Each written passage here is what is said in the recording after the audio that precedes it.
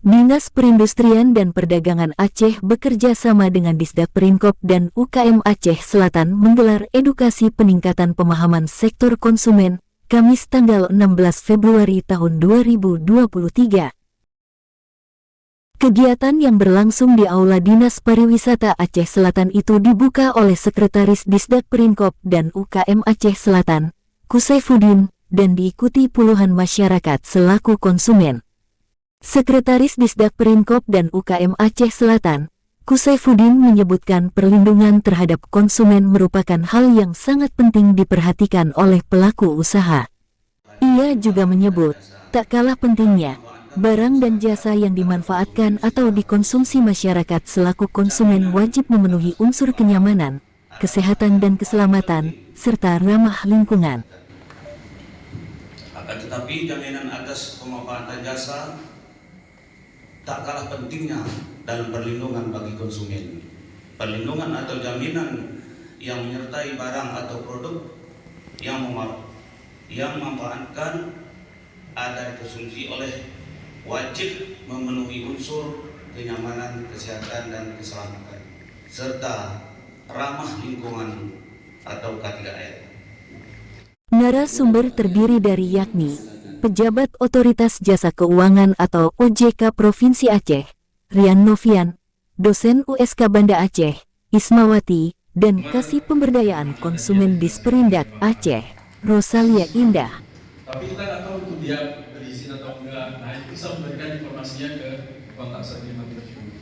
Atau bahkan bertanya, misalnya di sini ada PTA atau PT Rian Finance misalnya. Rian Finance ini terdaftar nggak? Nah, bisa telepon ke 157. Misalnya kalau tidak terdaftar itu ilegal. Tanpa Anda diberikan kompensasi. Jadi menurut saya, pertanyaan saya, bagaimana sih pengawasan dari pihak OJK sendiri? Padahal perusahaan mereka kan sudah terdaftar. Pengawasan dari OJK itu seperti apa? Apakah kita biarkan masyarakat seperti itu? Tuh. Ini saya sangat konsumen nih Pak. Nah, hak saya, katakanlah saya korban nih. Saya sudah membayar motor itu selama 8 bulan. 1 bulan saya bayar 1 juta, katakanlah 1 juta. Tiba-tiba sudah sampai 10 bulan, menunggak 3 bulan langsung ditarik. Habis itu uang tidak dikembalikan. Nah, tapi kan kita berbicara ini kan masalah hak konsumen. Nah, pengawasan dari pihak OJK sendiri bagaimana? Kemudian, apakah hal tersebut bisa kami laporkan ke pihak kepolisian? Karena tidak ada surat pemberitahuan atau SP1, SP2, SP3-nya. Tiba-tiba udah 3 bulan enggak langsung tarik, ambil di rumah, baik di jalan diambil. Nah, seperti itu Pak. Oke, terkait dengan ini, memang itu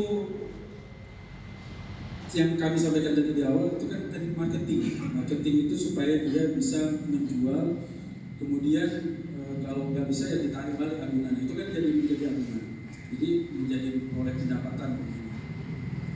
Sebenarnya kalau itu tidak istilahnya masyarakat ini paham bahwa ada kewajiban loh dari kita mengambil kendaraan tersebut, kita harus membayar angsuran itu harus dibayar tepat waktu, maka dan sesuai kemampuan dia. Jadi kontrak dalam pembiayaan konsumen itu ada 2. Ada kontrak atau perjanjian pembiayaan itu sendiri, ada perjanjian jaminannya atau disebutkan permohonan baik tulisan maupun tertulis ke perusahaan finance, atau berdasarkan brosur mereka kita tertarik data itu prakontrak. Di situ kan kita membahas beberapa hal, misalnya saya butuh ini, tersedia enggak, harganya berapa dan sebagainya. Seperti bank ya kalian, itu harus dilakukan. Jangan sampai nanti semangatnya menarik banyak konsumen, semangatnya banyak pembiayaan, tapi bermasalah di akhir hadapan OJK nanti. Tanyakan. Karena persepsinya, ya udah nggak apa-apa, yang penting bayar cicilannya. Ketika mandek, nggak tahu dia dapat tagihan baru begini, karena memang sudah diperjanjikan biaya lain. Isi kontrak itu bisa ditanyakan loh Bapak Ibu, yang Anda tidak kita tanyakan pengalaman perusahaan finance. Ada konsumen yang bertanya itu Pak? Ada, tapi sedikit ya Pak. Nah, kebanyakan sudah dijelaskan. Ada kewajiban dari perusahaan finance